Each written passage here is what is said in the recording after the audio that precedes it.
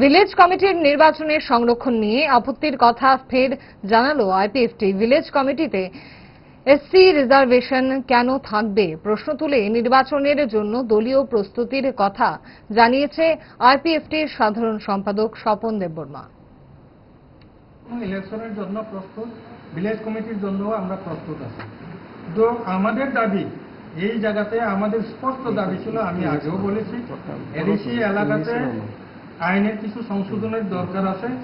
Village কমিটিতে 13টা SC chairman, village কমিটির chairman SC reservation রাখা আছে, যেটা উচিত না। কারণ এডিসির মূল আইনে রিজার্ভেশন এসটি বাদে অন্য কোনো রিজার্ভেশনের প্রভিশন নেই।